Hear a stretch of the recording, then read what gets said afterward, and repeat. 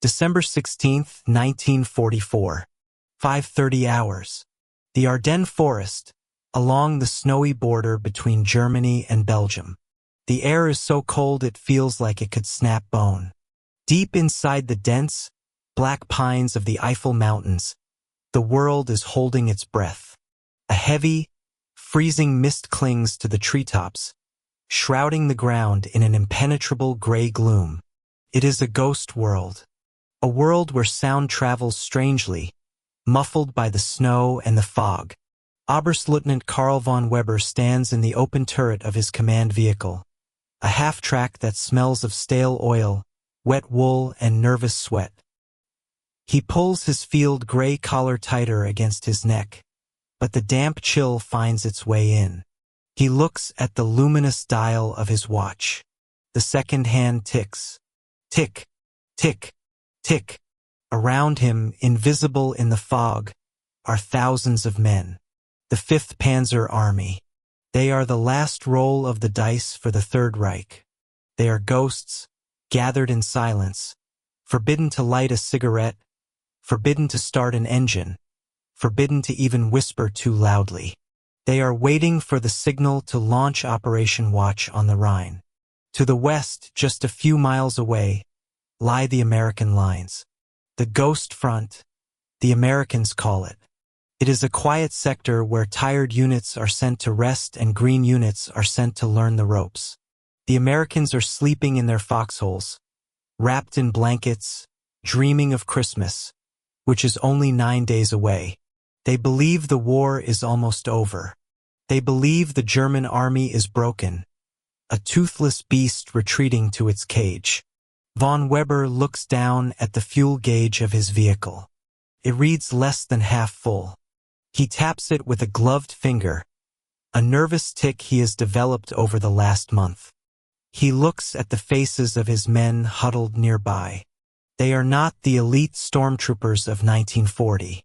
Those men are dead, buried in the Russian steppes or the sands of Africa.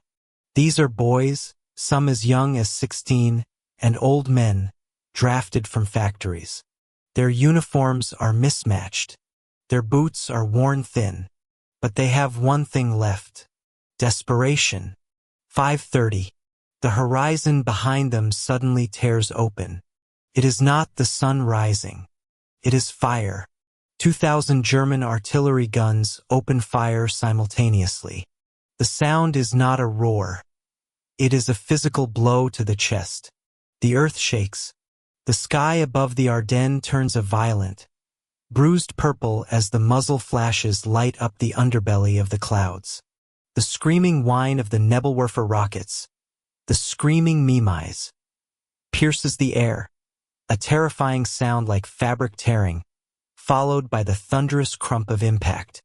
Forward! Von Weber commands, though he can barely hear his own voice over the cacophony. Panzers march! Engines roar to life. The smell of raw diesel exhaust floods the forest, replacing the scent of pine.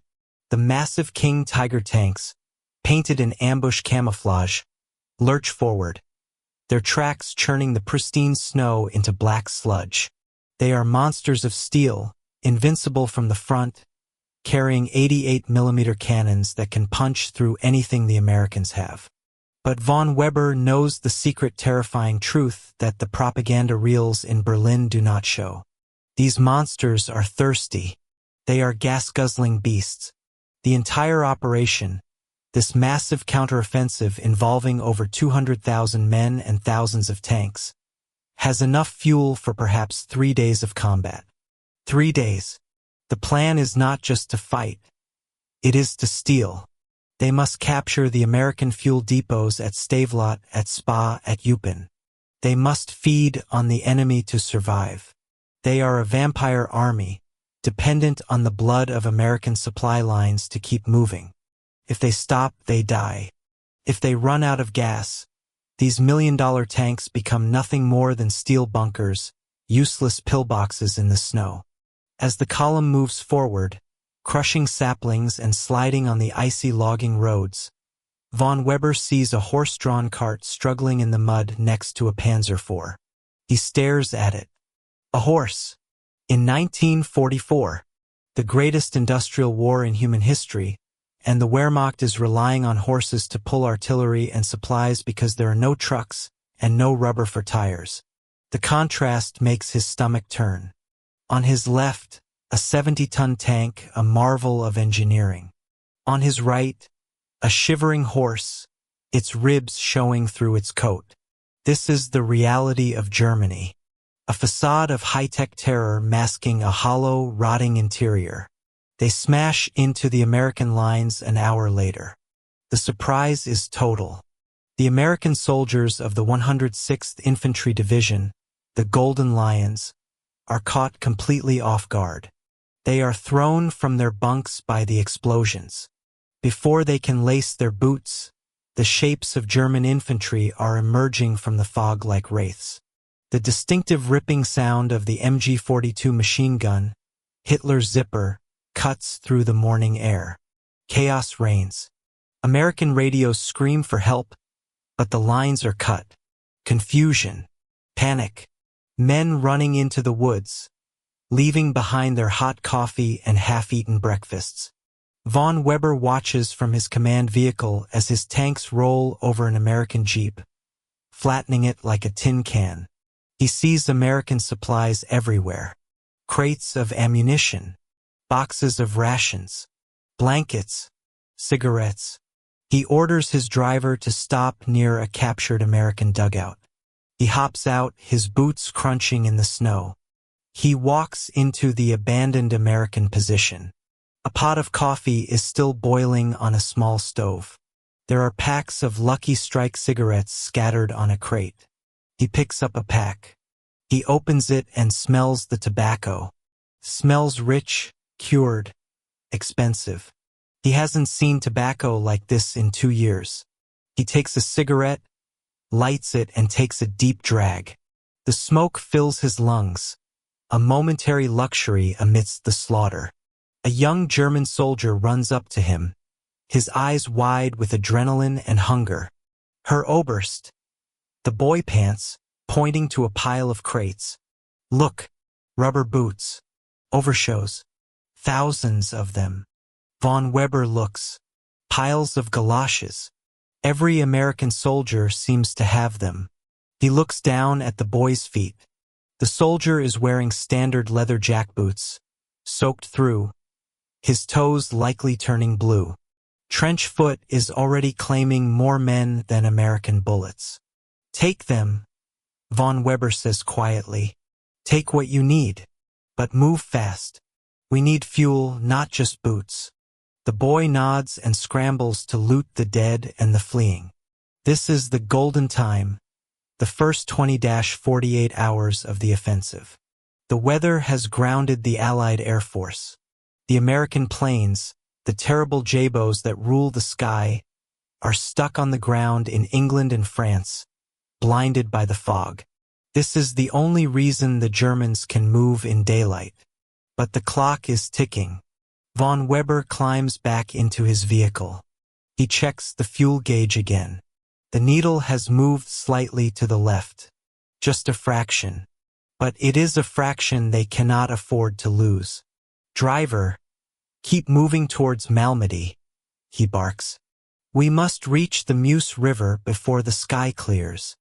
As the column pushes deeper into Belgium, driving a wedge into the Allied lines, creating the Bulge that will give the battle its name, a strange sensation settles over Von Weber. It is not the euphoria of victory, though they are winning right now. It is a haunting anxiety. He looks at the endless stream of American trucks they are passing, some burning, some abandoned in ditches. Even in retreat, the Americans seem to have so much stuff. So many trucks, so many jeeps. He thinks of the horse he saw earlier. The snow begins to fall harder, thick flakes that stick to his eyelashes. The battle is just beginning. Thousands will die in these woods over the coming weeks. But for now, the German war machine is moving forward, powered by the last fumes of gasoline and the desperate hope that a miracle is waiting over the next hill. They are hunting for a lifeline. They are hunting for American fuel. But what they will find in the coming days will not be just fuel. They will find a truth wrapped in paper and string, sitting on the seat of a jeep, waiting to shatter their entire worldview. But first, they have to survive the night. December 18th, 1944, 1400 hours. Near the Belgian town of Stavelot. The offensive is 48 hours old.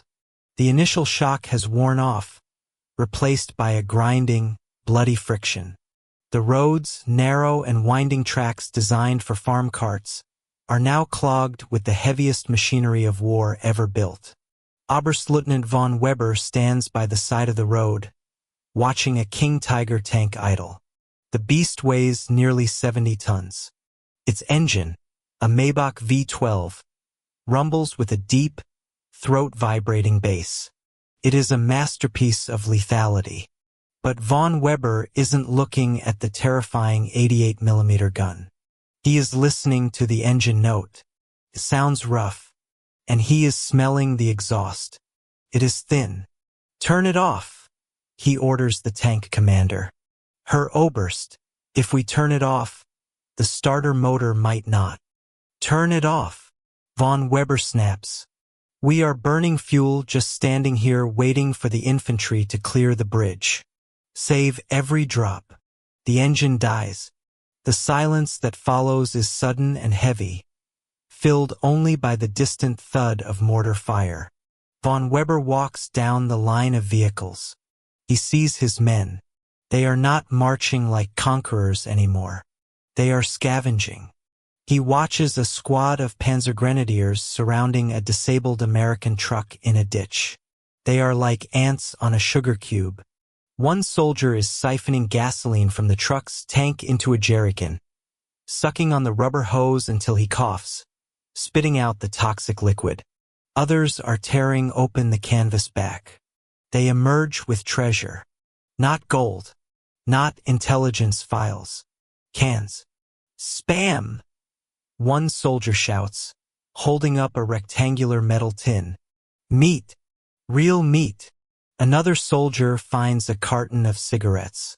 Another finds dry socks. They are tearing into the packages with a frenzy that borders on mania. Von Weber approaches them. They stiffen, expecting a reprimand for looting while the battle rages. Instead, Von Weber looks at the soldier holding the fuel hose. "How much?" "Maybe 5 gallons, sir." The tank was mostly empty. 5 gallons. It isn't enough to move a Tiger tank 2 miles. "Pour it into the command track," Von Weber says wearily, "and share the meat. Everyone eats. No hoarding." He walks away, his boots heavy as lead. The radio in his half-track crackles. It is a report from the vanguard. Kampfgruppen to the north are reporting the same thing. They are advancing, yes, but the American fuel dumps they were promised, the massive stockpiles at Stavelot, were set on fire by fleeing American engineers just minutes before the German tanks arrived. They are chasing a mirage. The Americans are burning the very blood the German army needs to survive. Suddenly, the sharp crack of a rifle echoes from the tree line ahead.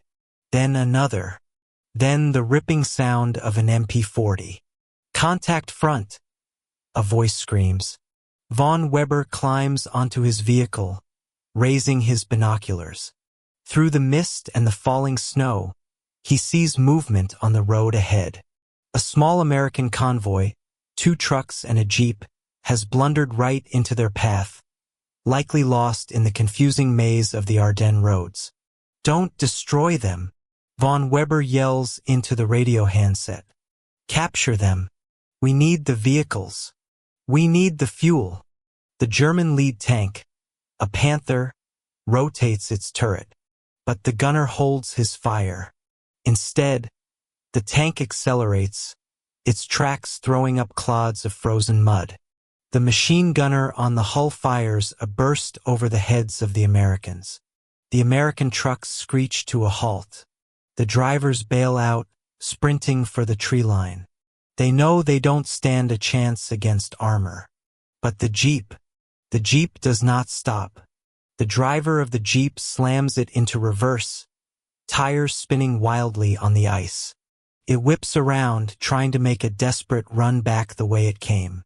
"Stop that Jeep," Von Weber commands. A German half-track mounted with a 20mm cannon swings its barrel. Thump, thump, thump. The tracer rounds zip past the Jeep. The driver swerves, fishtailing violently. The Jeep slides sideways, hits a hidden ditch covered in snow, and rolls over into the embankment. Silence returns. "Secure the area," Von Weber orders. "Check the fuel tanks on those trucks immediately." He jumps down and walks toward the overturned Jeep. His pistol is drawn, but he doubts he will need it. The crash was brutal. As he approaches, his soldiers are already pulling 2 Americans out of the wreckage. One is dead, his neck broken by the impact. The other, an officer, a major by his insignia, is dazed, blood trickling from a cut on his forehead, groaning in pain. Von Weber looks at the American officer. The man is well-fed. His uniform is thick wool, high quality. He is wearing a lined parka that looks incredibly warm. Von Weber touches his own thin, synthetic coat. The envy is a physical pang in his gut. "Search the vehicle," Von Weber says to his aide. "Maps, dispatches, codes, anything." The soldiers right the Jeep, heaving it back onto its wheels. It is a rugged little machine, barely damaged despite the roll. In the back seat, amidst the scattered snow and broken glass, there are several canvas mailbags and a few cardboard boxes. This was a courier Jeep. It wasn't carrying ammunition or weapons. It was carrying mail from the rear. Von Weber holsters his pistol and reaches into the back seat. He picks up a cardboard box.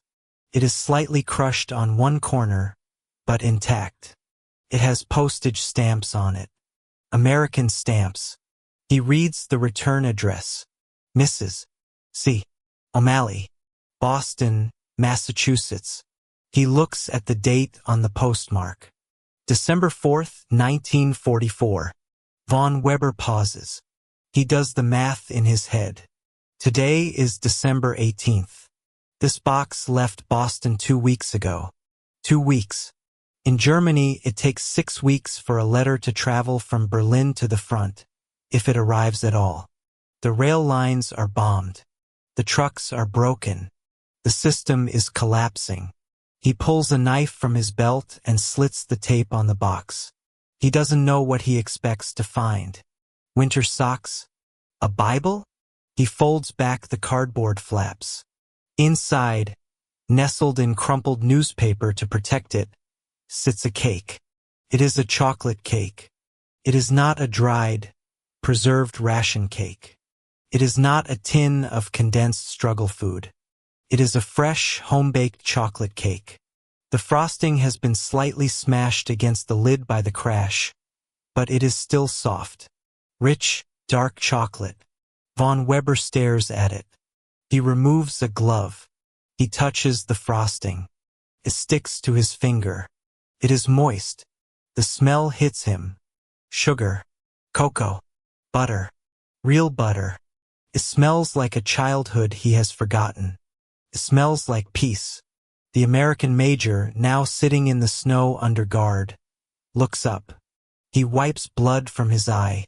"My mother sent that," the American says, his voice shaky but defiant. "For Christmas."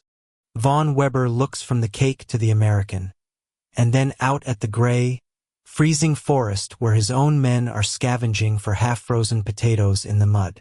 The realization hits him not like a bullet, but like a suffocating weight. This box traveled 3,000 miles across an ocean infested with U-boats. It traveled by train to a port, traveled by ship to France, traveled by truck to the front, and it arrived in 2 weeks. Fresh, soft. Germany cannot even get winter coats to its men 50 miles from the border. America can send a fresh cake across the world. Von Weber looks at the cake, and for the first time in the war, he feels truly, completely small. He is not fighting an army. He is fighting an industrial giant that can treat a global war like a logistics errand. Herr Oberst? His aide asks, eyeing the box hungrily. Von Weber doesn't answer immediately. He is staring at the chocolate, seeing the end of the Third Reich written in the frosting. Von Weber slowly pulls off his leather glove, his fingers numb from the biting cold. He dips a single finger into the frosting where the lid had smeared it. He brings it to his lips. The sweetness is shocking. It is aggressive. For years, German rations have been a study in chemistry, not cooking. Ersatz coffee made from roasted acorns and chicory. Bread stretched with sawdust to make the flour last. Butter that was coal-synthesized margarine. The taste of Germany is the taste of survival, bland, chemical, and gritty. But this is the taste of excess. Hans, Von Weber says to his young aide, his voice barely a whisper. Come here. The young lieutenant approaches, eyeing the box with the feral intensity of a starving animal. Try it, Von Weber commands. He breaks off a chunk of the cake with his hand. There are no plates, no forks here in the mud, and hands it to the boy. Hans hesitates for a split second, perhaps remembering his manners, before the hunger takes over. He shoves the cake into his mouth. Von Weber watches the boy's eyes widen. He watches the sheer, unadulterated pleasure wash over the soldier's grime-streaked face. For a moment, the war is gone. The cold is gone. There is only chocolate. It's fresh, Herr Oberst. Hans stammers, swallowing quickly. It's still soft. Yes, Von Weber says, wiping his hand on his coat. That is the point. He turns back to the American major, who is sitting on the running board of the overturned jeep, a medic now bandaging his head. The American looks defiant, expecting interrogation, expecting torture. Your mother bakes well, Major, Von Weber says in perfect English. The major blinks, surprised. She wins the county fair every year. Von Weber nods. He looks up at the sky. The fog is still thick, thank God. But the wind is picking up. He can feel it on his cheeks. A change is coming. Do you know what this cake tells me, Hans? Von Weber switches back to German, addressing his aide, but speaking loud enough for the nearby men to hear. That the Americans eat well? Hans asks, licking the last crumbs from his fingers. No. Von Weber shakes his head. He kicks the tire of the captured jeep. It tells me we have lost. The soldiers around him go quiet. To speak of defeat is treason. It is defeatism, punishable by death by hanging from the nearest lamppost. But Von Weber is a colonel, and they are deep in the forest, and the truth is sitting in a cardboard box. Think about it. Von Weber continues, his voice rising with a strange, frantic energy. To get this cake here, to this specific ditch in Belgium, requires a mastery of the world that we cannot comprehend. He gestures vaguely to the west. They have to grow the wheat, harvest the sugar cane, milk the cows. Then they process it. Then they package it. Then, and this is the miracle, Hans, they put it on a train to the coast. Then onto a ship that must cross an ocean we tried to close. And they have so many ships, so much fuel, that they can spare the cargo space for a cake. He laughs, a dry, humorless bark. We are scavenging gasoline from their wrecked trucks just to move our panzers 1 more kilometer. We are stealing boots from their dead because ours are made of cardboard. And they are shipping pastries. He looks at the King Tiger tank idling nearby, the pinnacle of German engineering, a weapon of terror. Our tanks are better, Von Weber says softly. Our soldiers are better. But it doesn't matter. You cannot fight a country that treats a global war like a grocery delivery service. The American major, understanding the tone if not the German words, speaks up. There's more where that came from, Colonel. Millions more. Von Weber looks at him. He knows the American is right. Behind this courier jeep are trucks. Behind the trucks are trains. Behind the trains are Liberty ships, being built one every 4 days. Behind the ships are factories that never sleep, that never get bombed, that have unlimited steel and unlimited oil. Germany is fighting a hydra. Cut off one head, destroy one tank, sink one ship, and the industrial might of America simply manufactures 2 more before the smoke clears. Pack the jeep. Von Weber orders suddenly, his moment of philosophy snapping shut like a trap. Take the fuel. Take the cigarettes. Take the cake. Distribute it to the men of the 2nd platoon. A crumb for everyone. And the prisoner? Hans asks. Von Weber looks at the major. He should shoot him. They can't take prisoners. They have no food for themselves, let alone for captives. The orders from high command were vague but implied. Don't let prisoners slow you down. The SS units up the road at Malmedy had already interpreted those orders in the most brutal way possible. But Von Weber looks at the cake box again. Connection has been made. A human connection across the battle lines. Leave him, Von Weber says. Take his boots if you must, but leave him. He can walk back to his lines. Maybe he can tell his mother her cake was delicious. But her Oberst. That is an order. As the men scramble to strip the jeep of anything useful, the wind gusts harder. The mist above them begins to swirl. Von Weber looks up. A patch of blue. A tiny, jagged hole in the gray blanket of the sky. It is the most beautiful shade of blue he has ever seen. And it is the most terrifying sight of his life. Driver! Von Weber screams, scrambling back toward his command vehicle. Move! Everyone move! Get into the tree line. Now! Why? Hans asks, looking up. The sun is coming out. Exactly, Von Weber hisses. The Christmas miracle is over. As if in answer to his fear, a sound begins to build in the distance.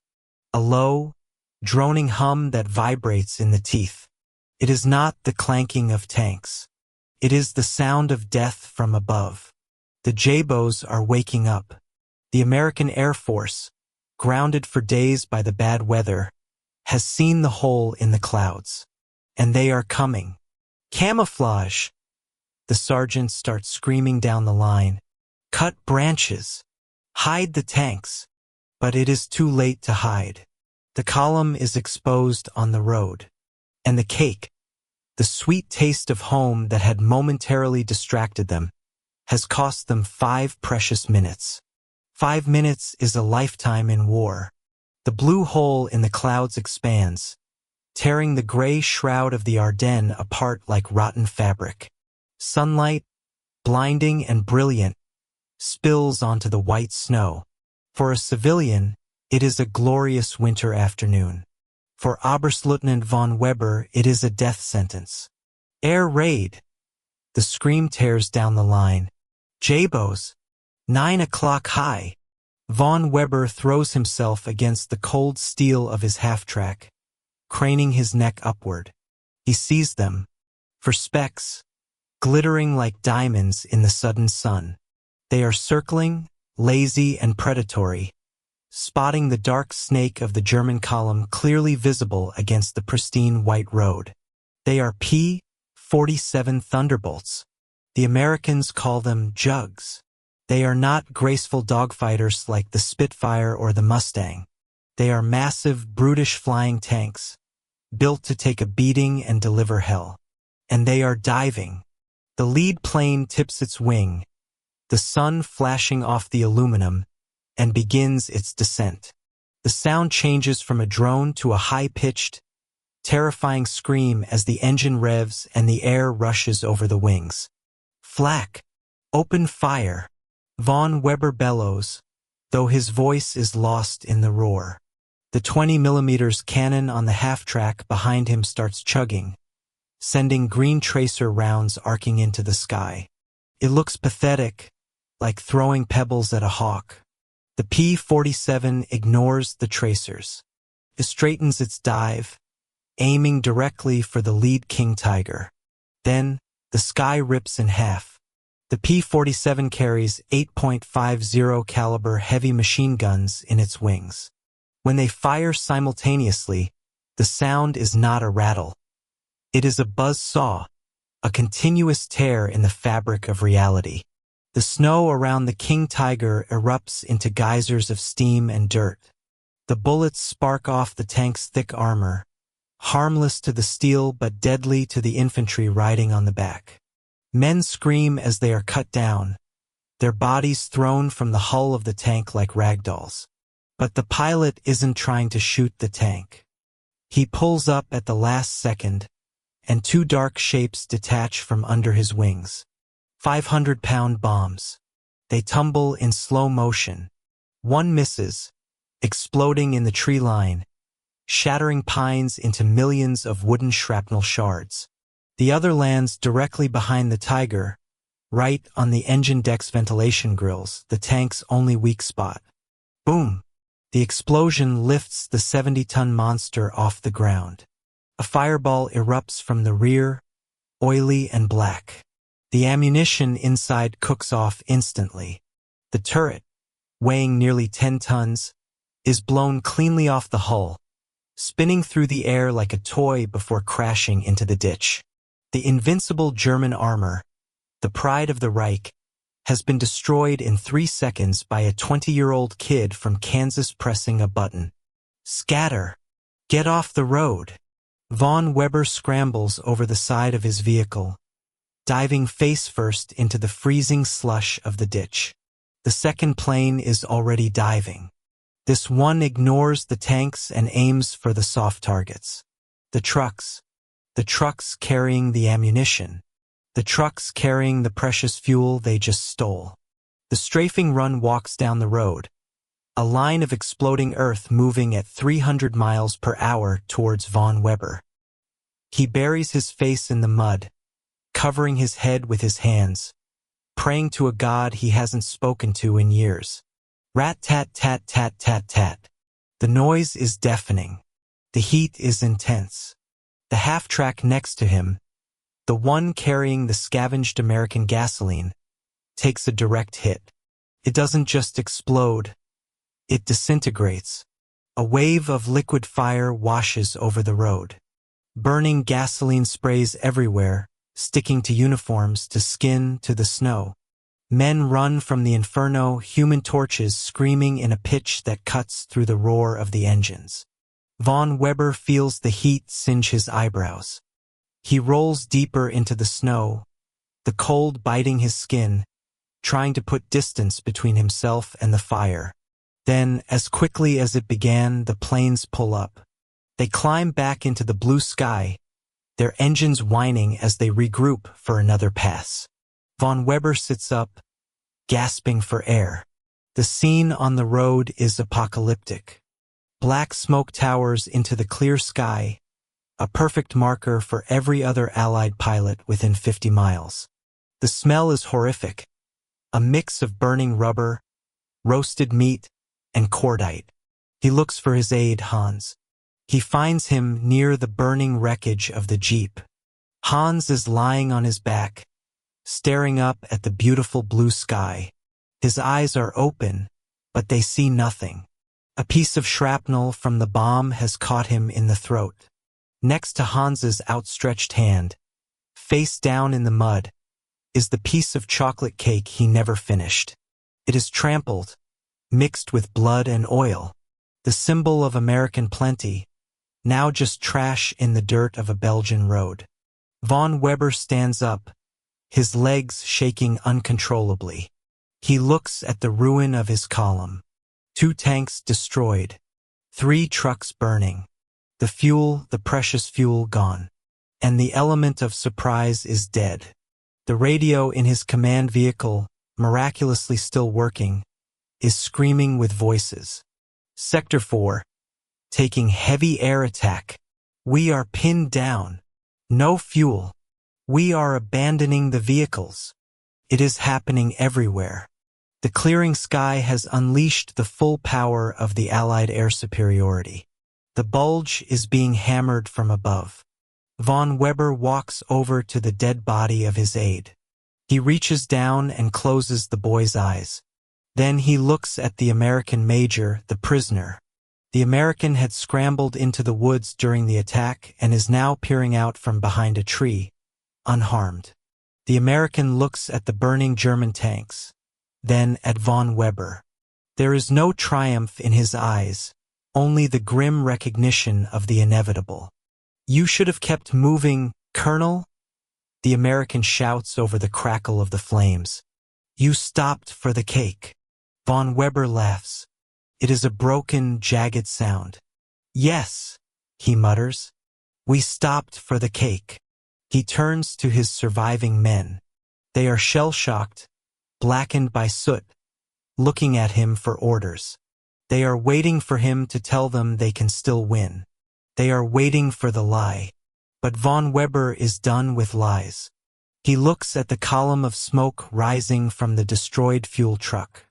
That was their reserve. That was their ticket to the Meuse River. "Get the wounded into the woods." Von Weber orders, his voice flat. "Abandon the burning vehicles. Camouflage what is left." "And the advance, Herr Oberst?" a sergeant asks. "Do we continue to Antwerp?" Von Weber looks at the crushed cake in the mud. He looks at the endless blue sky filled with the drone of more incoming planes. "There is no Antwerp, Sergeant," he says quietly. "There is only today, and we are losing today." He pulls his collar up. The sugar rush from the frosting has faded, leaving a sour, metallic taste in his mouth. The taste of defeat. The Battle of the Bulge will rage for another month. Thousands more will die. But for Oberstleutnant Karl von Weber, the war effectively ended the moment he opened that cardboard box. He realized then what the bombs have just confirmed. Courage cannot fight logistics. Fanaticism cannot shoot down a supply chain. "Move!" he screams, the soldier taking over once more. "Into the trees, before they come back." As they retreat into the dark safety of the forest, leaving the burning road behind, Von Weber knows they are no longer an army on the offensive. They are fugitives. They are just delaying the inevitable. December 20th, 1944. 2100 hours. The withdrawal route towards St. Vith. The night is not black. It is a flickering, angry orange. The horizon is burning. Von Weber is walking. He is no longer the commander of a mechanized spearhead. He is a pedestrian in a column of ghosts.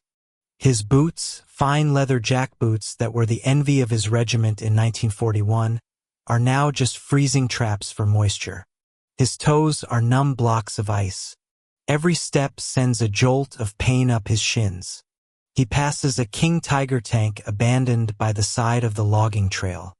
It sits silent, a 70-ton monument to failure. It isn't damaged. The paint is scratched, but the armor is intact. It simply ran out of fuel. The crew had drained the last drops, rigged a grenade in the breech of the main gun to destroy it, and walked away. Von Weber runs his hand along the cold steel of the tank's flank. He remembers the propaganda newsreels, invincible German steel, the iron fist. It is all a lie. A tank without gasoline is just a tomb. "Keep moving," he croaks, his voice hoarse from shouting and the biting wind. "Don't stop. If you stop, you freeze." His men are shadows stumbling through the snow. They have discarded their heavy equipment. Panzerfausts, machine gun ammo boxes, helmets. The roadside is littered with the debris of a dissolving army. They are shedding the weight of the war, trying to save only themselves. The discipline is cracking. He hears murmurs in the ranks. Not the usual griping of soldiers, but dark, dangerous talk. They have everything. A voice whispers in the dark. Did you see the boots on that dead army? Rubber. Fur-lined. And the food? Another voice answers. Chocolate. My God. The chocolate. The cake. It haunts them. The story of the fresh cake has spread through the platoon like a virus. It has mutated, becoming a legend. Some say it was a whole bakery truck. Some say the Americans have machines that bake cakes inside their tanks. It doesn't matter what is true. What matters is the contrast. The German soldier is eating moldy bread and fighting on an empty stomach, while the American soldier is receiving fresh pastries from his mother. It breaks the spirit faster than any artillery barrage. Von Weber stumbles on a root and falls to his knees. He is too weak to get up immediately. He stays there, panting, staring at the snow. He thinks of the American major. The prisoner had escaped during the air raid, vanishing into the chaos. Von Weber is glad. He hopes the American made it back. He hopes he is sitting in a warm tent right now, eating a hot meal, laughing about the foolish Germans who thought they could win. Herr Oberst. A hand grabs his arm. It is Sergeant Miller, an old veteran from the Eastern Front. His face is wrapped in a dirty scarf, his eyes hollow. Get up, sir. We can't stay here. The Jabos can't see us at night, but the artillery can. Von Weber nods and lets the sergeant haul him to his feet. Miller, Von Weber whispers. Do you remember Paris? In 40. I remember, sir. Champagne. Girls. We thought we were the masters of the world, Von Weber says, wiping his nose. We thought because we had better tanks, we were superior men. We are still better soldiers, sir, Miller says, though the conviction is gone from his voice. No, Von Weber says, looking at the miserable line of retreating figures. We are not soldiers anymore. We are beggars. We are fighting a factory, Miller. A factory that covers the whole world. They reach a crossroads near midnight. It is a scene from Dante's Inferno. Vehicles from 3 different divisions are gridlocked, trying to squeeze through a narrow bridge. Horse-drawn carts are tangled with half-tracks. Wounded men are lying on the hoods of trucks, screaming for morphine. Officers are shouting orders that no one is listening to. And in the center of the chaos, a field kitchen has been set up. Or rather, broken into. A mob of soldiers is swarming a supply truck. They are fighting each other. Von Weber sees a soldier punch another in the face to grab a loaf of hard bread. Stop that! Von Weber yells, instinctively reaching for his pistol. But he stops. What is the point?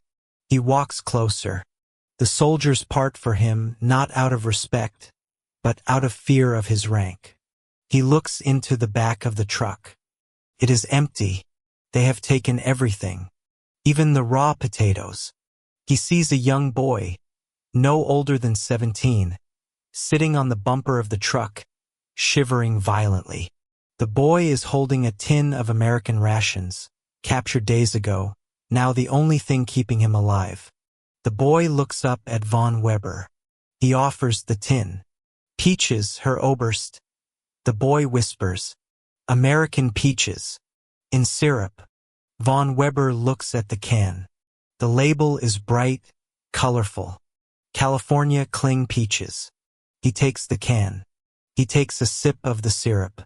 It is sweet, cloying, tasting of sunshine and peace. It tastes of a land that hasn't been bombed for 5 years. It tastes of a country that has enough metal to put fruit in cans while Germany melts down church bells to make bullets. He hands the can back to the boy. Eat, Von Weber says. Enjoy it. It is the last good thing you will taste for a long time. A roar overhead makes them all flinch. A night fighter. A P-61 Black Widow. The Americans own the night now, too. The plane drops a flare. A blinding white magnesium light drifts down on a parachute, turning the night into a stark, terrifying day. The shadows of the trees stretch out like skeletal fingers. Cover! The men scatter. But the plane doesn't fire. It simply circles, dropping more flares, lighting the way for the artillery. Moments later, the shells begin to fall. Crump, crump, crump. They are walking the barrage down the road, walking it right toward the crossroads. Von Weber doesn't run. He is too tired. He simply walks to the side of the bridge and leans against the stone railing. He watches the explosions flower in the snow. He realizes now that the cake was not just a cake. It was a message sent from a kitchen in Boston directly to the German High Command. Said, "You cannot win. We have more sugar than you have gunpowder. We have more love than you have hate." The logistics of the cake, the box, the string, the ship, the truck, the jeep, it was the true weapon. The atomic bomb has not been dropped yet, but the chocolate cake has already destroyed the Wehrmacht. "Miller!" Von Weber calls out over the shelling. "Sir!" The sergeant is crouching behind a wheel of a wagon. "Gather the men. We are leaving the road. We go cross-country. Through the woods." "But the equipment, sir?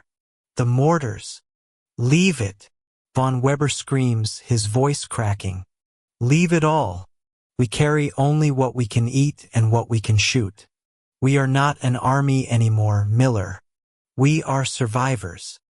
He climbs over the railing and slides down the embankment into the darkness of the ravine. He leaves the road, the tanks, and the war behind him. He is walking towards Germany, but he knows Germany is no longer there. The Germany he fought for burned up in the engine of a P-47 Thunderbolt. All that is left is the cold, and the memory of chocolate. December 24th, 1944. Christmas Eve. The Siegfried Line, German border. They have been walking for 4 days. Of the 200 men Oberstleutnant Von Weber led into the Ardennes a week ago, only 40 remain. They are no longer a military unit. They are a procession of scarecrows. Their uniforms are in rags, stained with mud, oil, and dried blood. They have discarded their helmets for wool caps taken from dead civilians or Americans. They carry rifles with no ammunition. They stumble out of the tree line and see it. The west wall, the dragon's teeth, rows of concrete pyramids stretching across the horizon, designed to stop tanks. Behind them, the concrete bunkers of the Siegfried Line. "Home," Sergeant Miller wheezes, his lips cracked and bleeding. "We made it, Herr Oberst. The fatherland." Von Weber looks at the fortifications. In 1940, these bunkers were the strongest in the world. Now they look like tombstones. They approach a command bunker. A sentry challenges them. "Halt! Password!" The voice is high-pitched. Cracks. Von Weber steps forward. "There is no password, you idiot. We are the 5th Panzer Army. Or what's left of it." The sentry steps out of the gloom. He is wearing a uniform that is 3 sizes too big. The helmet falls over his eyes. He is holding a Panzerfaust anti-tank weapon that looks heavier than he is. He is 12 years old, maybe 13, a member of the Hitler Youth. "Heil Hitler!" the boy shouts, snapping a salute. "Welcome back, Herr Oberst. We are ready for the counterattack." Von Weber stares at the child. This is the reinforcement. This is the shield of Germany. A child with a disposable rocket launcher. "Let us in," Von Weber says gently. It's cold. Inside the bunker, the air is thick with the smell of unwashed bodies and fear. But there is something else. A small pine branch has been stuck into a shell casing in the corner. Tied to it are strips of silver foil, chaff dropped by Allied bombers to confuse radar. Christmas tree. Merry Christmas, sir, the boy says, his eyes shining with a terrifying, fanatical light. Jet planes. Rockets. They are coming tonight, yes. Von Weber walks to the firing slit and looks out at the dark, snow-covered field they just crossed. He thinks of the chocolate cake. He thinks of the ships arriving in Antwerp, unloading thousands of tons of supplies every hour. No, Von Weber says quietly. No rockets are coming tonight, son. Then what is coming? Von Weber points out into the darkness. The factory. As if on cue, the horizon flickers. It starts as a low rumble, like a distant thunderstorm, but it doesn't stop. It builds. The ground begins to vibrate. Dust shakes from the concrete ceiling of the bunker, coating the Christmas tree in gray powder. Artillery, Sergeant Miller yells. Get down. But this is not normal artillery. This is American time on target fire. A technique where a dozen batteries calculate their firing solutions so that every shell lands on the same target at the exact same second. The world outside turns white. The noise is beyond sound. It is pressure. It sucks the air out of the bunker. The earth heaves. For 3 minutes, the shelling is continuous. It is a hammer of God smashing the earth flat. Inside the bunker, men are screaming, clutching their ears. The boy with the Panzerfaust is huddled in the corner, crying for his mother, his fanaticism shattered by the physics of high explosives. Then silence. The ringing in Von Weber's ears is deafening. He stumbles back to the firing slit. The landscape has changed. The trees are gone. The snow is black. The craters are smoking, and out of the smoke they come. Sherman tanks. Not one. Not 5. Dozens. They are advancing in a solid line, their engines roaring. Behind them, hundreds of infantrymen in olive drab coats, moving methodically, efficiently. They are not charging. They are not screaming. They are working. It is a grim, industrial cleanup operation. They are here, the boy screams, grabbing his Panzerfaust. I will stop them. He rushes toward the door. Wait! Von Weber lunges, grabbing the boy by his oversized collar. Don't be a fool. Let me go. I will destroy them. The boy struggles, kicking and biting. Coward! Traitor! Von Weber slaps the boy across the face. A sharp, brutal crack. The boy freezes, shocked. Look at them. Von Weber drags the boy to the slit. Look, that is not an army you fight with courage. That is a machine. If you go out there, you don't die a hero. You just get run over. He points at the lead Sherman. It has a white star painted on the hull. It has sandbags piled on the front for extra armor. It looks well-fed. It looks unstoppable. The war ended 2 weeks ago. Von Weber tells the boy, his voice shaking. It ended when a mother in Boston baked a cake. What? The boy looks at him like he is insane. She baked a cake. Von Weber whispers, tears finally spilling from his eyes. And she sent it to the war. And it arrived fresh. Do you understand? They have conquered distance. They have conquered time. We are fighting ghosts, but they are fighting with the weight of the entire world. A loudspeaker crackles from the American lines. The voice is amplified, booming across the frozen field in accented German. Achtung! Achtung! German soldiers in the bunker. You are surrounded. You have no support. Your artillery is silenced. Come out with your hands up. We have food. We have blankets. We have medical aid. Surrender and survive. Resist and die. You have 2 minutes. The silence in the bunker is heavy. Every eye turns to Von Weber. Sergeant Miller is leaning against the wall, bleeding from the nose from the concussion of the shelling. He nods slowly. The boy is sobbing quietly now, the Panzerfaust lying on the floor. Von Weber looks at his Luger pistol. It is a beautiful weapon, finely machined, a symbol of his authority. He thinks of the cake, the rich, dark chocolate, the moist crumbs, the taste of life. He realizes he is hungry, not just for food, but for life. He is tired of death. He is tired of the cold. He is tired of the lie. Miller, Von Weber says, his voice steady. Sir, find a white cloth, a shirt, anything. No, the boy gasps. We must fight to the last bullet. Von Weber holsters his pistol. He puts a hand on the boy's shoulder. It is not a grip of command, but of comfort. We have fought to the last bullet, son. Von Weber lies. We have done our duty. Now our duty is to live. Miller finds a dirty undershirt. He ties it to the barrel of a rifle. Von Weber takes a deep breath. He adjusts his tunic. He tries to wipe the mud from his face. He wants to walk out like an officer, not a fugitive. Open the door, he commands. The heavy steel door creaks open. The cold air rushes in, carrying the smell of cordite and diesel fumes. Von Weber steps out. The spotlights from the American tanks blind him. He raises his hands. Don't shoot, Miller yells from behind him, waving the white flag.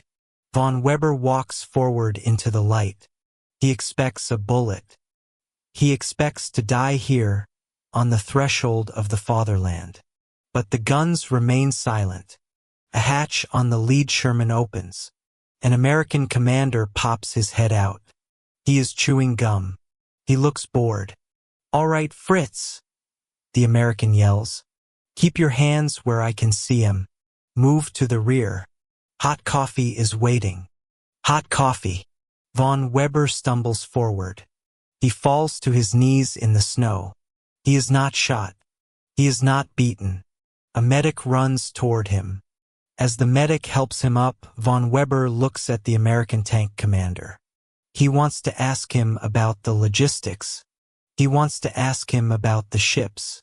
But he only has one question. Do you? Von Weber stammers in English. Do you have cake?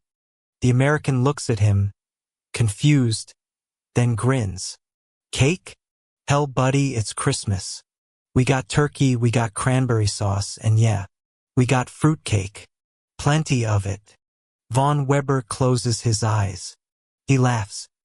He laughs until he cries, his body shaking with the absurdity of it all. The cake won. May 8, 1945. V-Day. Camp Concordia, Kansas, United States of America. The war in Europe is over. The radio in the mess hall is blaring the news. Berlin has fallen. The 1,000-year Reich has ceased to exist, burned to ash in just 12 years. Karl von Weber sits at a long wooden table, staring at his lunch tray. He is no longer Oberstleutnant Von Weber of the 5th Panzer Army. He is prisoner of war number 8492. He is wearing denim work clothes with PW stenciled on the back. His hands, once calloused from gripping the cold steel of a turret, are now rough from shucking corn. He has been in Kansas for 4 months. The silence in the mess hall is profound. The German prisoners are not cheering. They are not crying. They are simply eating. Von Weber looks at his tray. There is roast beef. There are mashed potatoes with gravy. There are green beans. There is a slice of white bread with a pat of butter. And there is a glass of milk. It is a Tuesday lunch. It is a standard ration. And it is more food than his entire company saw in the last month of the war. He looks out the window. Beyond the barbed wire fence, The Kansas plains stretch out to the horizon. Endless fields of wheat, waving in the wind like a golden ocean. He watches a train chugging along the tracks in the distance. It is pulling 100 cars.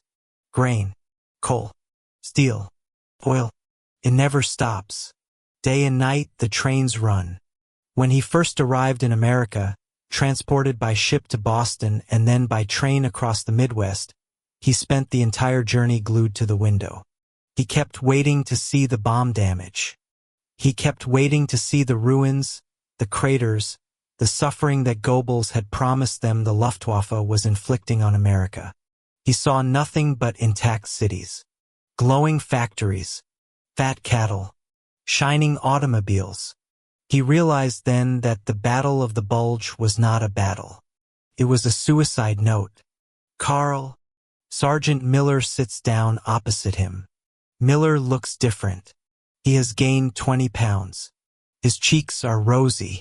The haunted, skeletal look of the Ardennes is gone. Did you hear? Miller asks quietly. General Jodl signed the surrender in Reims. I heard, Von Weber replies. He picks up his fork. It's hard to believe, Miller says, looking at his mashed potatoes. We had the best tanks. We had the jets. We had the V2S. It doesn't matter, Von Weber says. He points his fork at the window at the distant train. Look at that, Miller. That is why we lost. The train. The logistics, Von Weber says. Do you know what I learned in the library here? For every soldier America sent to Europe, they sent 10 tons of supplies. 10 tons. For every man. He leans in, his voice intense. We fought for glory. They fought with inventory. We thought war was about courage. They knew it was about mathematics. He remembers the cake. That damn chocolate cake. It wasn't just a pastry. It was the ultimate flex of a superpower. It was America saying, we have so much capacity, so much fuel, so much control of the sea and the sky, that we can waste cargo space on dessert. A young American guard walks by the table. He is chewing gum, his rifle slung casually over his shoulder. He stops and drops a newspaper on the table. War's over, Fritz. The guard says, not unkindly. You'll be going home soon. Von Weber looks at the newspaper. The headline screams victory, but his eyes drift to an advertisement in the corner of the page. It is an ad for a bakery in Topeka. Celebrate peace with a cake. Fresh daily. Von Weber feels a strange emotion. It isn't anger. It isn't sadness. It is a profound, exhausting relief. He is alive. Miller is alive. The boy from the bunker, he survived too, working in the camp kitchens now. They survived because the machine defeated them. If the war had dragged on, if the American supply lines had faltered, they would all be dead in the snow. The overwhelming force of American logistics didn't just crush the Wehrmacht. In a strange way, it saved the men inside it by forcing them to surrender before they could be annihilated. Miller, Von Weber says softly, do you remember the cake? In the Jeep. I remember. Miller smiles faintly. I never got a taste. Von Weber reaches into his pocket. He pulls out a small, wrapped object. Earlier that morning, he had traded his cigarette ration with the camp cook. He unwraps the wax paper. Inside is a brownie, a square of dense, dark chocolate cake. He breaks it in half. He pushes one half across the table to his old sergeant.